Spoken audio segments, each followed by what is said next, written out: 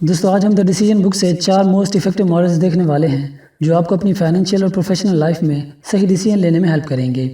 اس بک سے پہلے 5 ماڈل ہم پچھلے ویڈیو میں دیکھ چکے ہیں، اس ویڈیو کا لنک ڈسکرپشن میں موجود ہے۔ یہ اسی بک سمری کا دوسرا پارٹ ہے، تو چلیے شروع کرتے ہیں۔ پہلا ماڈل ہے میسلوز پیرامڈ۔ یہ ماڈل ہمیں ہیلپ کرتا ہے کہ کیسے ہم اپنی لائف میں ہیپینس سٹیج کو پا سکتے ہیں اور پھر اس سٹیج پر ریٹین بھی رہ سکتے ہیں۔ اس چیز کو ایکسپلین کرنے کے لیے ابراہم میسلو کا دیا ہوا یہ ماڈل ہم ڈسکس کرنے والے ہیں۔ تو میسلو کا کہنا ہے کہ اگر ہمیں لائف میں موسٹ ہیپیسٹ سٹیج تک پہنچنا ہے تو سب سے پہلے ہمیں 4 سٹیجز پار کرنے ہوں گے۔ یہ 4 سٹیجز دراصل 4 ہیومن نیڈز ہیں جنہیں سیٹسفائی کیے بنا آپ ہیپینس کو اچیو نہیں کر سکتے۔ سب سے پہلا سٹیج ہے فزیولوجیکل نیڈ، یعنی کھانا، پینا، سونا۔ جس انسان کی یہ بیسک نیڈز پوری نہ ہوں وہ اگلے سٹیج تک نہیں پہنچ سکتا، کیونکہ یہ چیزیں آپ کی ہیلتھ کو مینٹین رکھتی ہیں اور ہیلتھ خراب ہونے پر آپ کبھی بھی کمفرٹیبل نہیں ہو سکتے۔ دوسرا سٹیج ہے سیفٹی۔ جب ہماری فزیولوجیکل نیڈ پوری ہو رہی ہوتی ہیں تو پھر ہم اس سٹیج کی طرف موو کرتے ہیں، یعنی ہم لائف میں سیکیور اور سیف فیل کرنا چاہتے ہیں اور اپنی فیملی کو بھی سیکیور رکھنا چاہتے ہیں۔ اس کے لیے ہم جاب کرتے ہیں، زیادہ سے زیادہ پیسہ کمانے کی کوشش کرتے ہیں، کیونکہ ہم جانتے ہوتے ہیں کہ ہمارے پاس جتنا زیادہ پیسہ ہوگا ہم لائف میں اتنا ہی زیادہ سیکیور فیل کریں گے۔ جب ہم اپنی لائف کو سیکیور بھی کر لیتے ہیں، اب ہم آتے ہیں تیسرے سٹیج کی طرف، یعنی ہم اچھے ریلیشن چاہتے ہیں، پیار اور عزت چاہتے ہیں اور ایموشنلی سیٹسفائیڈ ہونا چاہتے ہیں، اپنی فیملی میں خوش رہنا چاہتے ہیں۔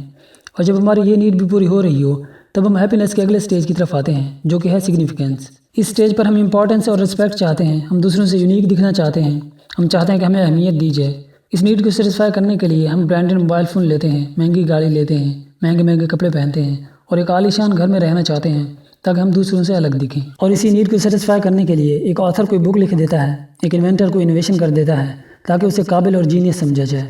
جب آپ کی یہ چاروں نیڈز پوری ہو رہی ہوتی ہیں تب آپ ہیپینس اور سیٹسفیکشن کے اس پیک سٹیج تک پہنچ جاتے ہیں جسے سیلف ایکچولائزیشن کہتے ہیں۔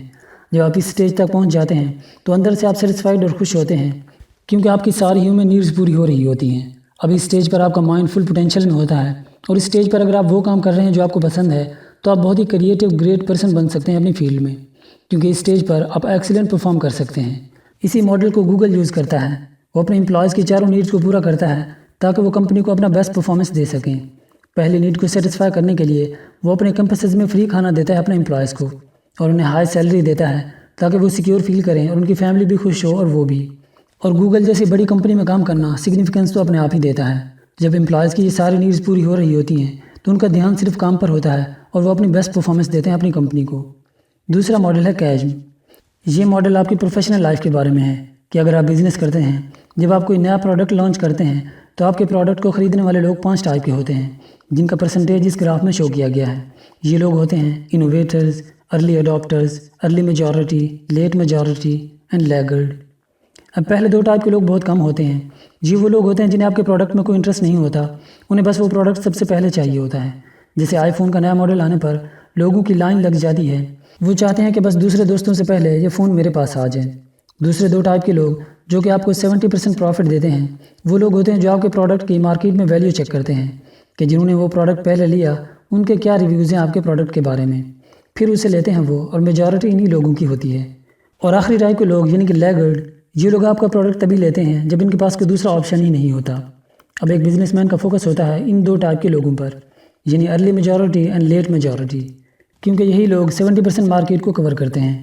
بٹ ان لوگوں تک پہنچنے میں ایک رکاوٹ ہوتی ہے، اور وہ رکاوٹ ہے یہ ارلی اڈاپٹر اور ارلی میجورٹی کے بیچ میں یہ اسپیس جسے کیجم کہا جاتا ہے، جس کے اوپر ایک پوری بک لکھی گئی ہے، کراسنگ دا کیجم۔ اب ایک بزنس مین کے لیے چیلنج ہوتا ہے اس کیجم کو کراس کرنا۔ اب سوال یہ ہے کہ اس کیجم کو کراس کرنا کیسے ہے؟ تو آتھر کے مطابق اس کا بیسٹ سولوشن ہے مارکیٹ سیگمنٹیشن، یعنی آپ اپنی سروس میں پہلے کسی ایک آپشن پر فوکس کریں جس کے لوگوں کو نیڈ ہو۔ جب اس میں آپ مارکیٹ میں اچھا امیج بنا لیں تو آپ نئے آپشنز اپنی سروس میں ایڈ کرتے جائیں۔ جیسے امیزون، جسے شروع میں صرف بکس بیچنے کے لیے لانچ کیا گیا تھا، جب بکس کی مارکیٹ کو اس نے ڈومینیٹ کر لیا تو اس میں نئے آپشنز ایڈ کیے گئے۔ تیسرا ماڈل ہے اسکیمپر۔ یہ ماڈل آپ کو ہیلپ کرتا ہے کہ آپ کیسے نئے آئیڈیاز فائنڈ کر کے نئے پروڈکٹس بنا سکتے ہیں اور نئی انوویشنز کر سکتے ہیں۔ اس ماڈل کے مطابق آپ ان 7 آپشنز میں سے کسی ایک کو یوز کر کے کوئی بھی نیا پروڈکٹ بنا سکتے ہیں۔ انہی 7 آپشنز کو اسکیمپر کا نام دیا گیا ہے، جو کہ ایک ایکرو نیم ہے، جس میں ایس اسٹینڈ کرتا ہے سبسٹیٹیوٹ کے لیے، جو کہ پہلا آپشن ہے۔ اس آئیڈیا کے مطابق کوئی بھی ایگزسٹنگ پروڈکٹ یا بزنس ماڈل لیں اور اس کے کچھ پارٹس کو ریپلیس کر دیں اپنے نیو آئیڈیاز سے، تو وہ ایک نیا پروڈکٹ بن جائے گا۔ جیسا کہ ٹیسلا نے الیکٹرک کارز بنانے کے لیے پہلے سے موجود کارز کا ماڈل یوز کیا اور ان کے انجن کو الیکٹرک موٹر سے ریپلیس کر دیا، تو وہ الیکٹرک کار نئی انوویشن بن گئی۔ دوسرے نمبر پہ سی ہے یعنی کمبائن۔ اس آئیڈیا کے مطابق اگر آپ دو ایگزسٹنگ ٹیکنالوجیز کو کمبائن کر دیتے ہیں تو وہ بھی ایک نئی انوینشن بن جاتی ہے۔ جیسے کیمرہ اور فون دو الگ الگ ٹیکنالوجیز تھیں، اسمارٹ فون میں ان دونوں ٹیکنالوجیز کو مکس کر دیا گیا تو وہ ایک نئی انوینشن بن گئی۔ تیسرے نمبر پہ ہے اے یعنی اڈاپٹ۔ اس آئیڈیا کے مطابق آپ پہلے سے موجود پروڈکٹ کو مارکیٹ کی نیڈ کے حساب سے چینج کر دیں تو یہ بھی بہت افیکٹو ہوگا۔ جیسے فیس بک جو کہ شروع میں صرف لیپ ٹاپ کے لیے بنائی گئی تھی، بعد میں لوگوں کی نیڈ کے حساب سے اس کا موبائل کے لیے ورژن بھی لانچ کر دیا گیا، جس سے ان کا ٹریفک بہت زیادہ بڑھ گیا۔ چوتھے نمبر پہ ہے ایم یعنی موڈیفائی۔ کہ آپ اپنے پروڈکٹ کو کسی ایک فیچر کے ساتھ لانچ کر دیں، پھر بعد میں اس میں نئے فیچرز ایڈ کرتے جائیں۔ جیسا کہ واٹس ایپ پہلے صرف ٹیکسٹ میسیج کے لیے تھا، بعد میں اس میں video call, voice call, documents sharing, یہ سارے آپشنز ایڈ کیے گئے۔ پانچویں نمبر پہ ہے پی یعنی پٹ انادر یوز، یعنی پہلے سے موجود کسی پروڈکٹ میں تھوڑا سا اور کام کر کے اسے ملٹی ٹاسکنگ کے لیے بنا دیا جائے۔ چھٹے نمبر پہ ہے ای یعنی ایلیمینیٹ۔ اس آئیڈیا کے مطابق اپنے پروڈکٹ سے یوز لیس چیزوں کو ختم کر کے اسے افیکٹو بنایا جا سکتا ہے۔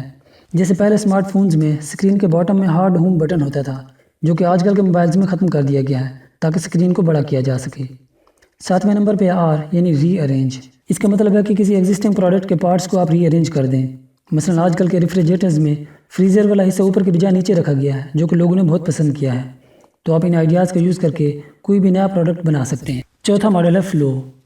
فلو ایک ایسی کنڈیشن ہے جس میں آپ اپنے کام میں اتنے مگن ہوتے ہیں کہ آپ کو آس پاس کی کوئی خبر بھی نہیں ہوتی، اور اس وقت آپ بہت ہی ہائی پرفارم کر رہے ہوتے ہیں، اور ایسا تبھی ہو سکتا ہے جب آپ اپنا سب سے زیادہ پسندیدہ کام کر رہے ہو۔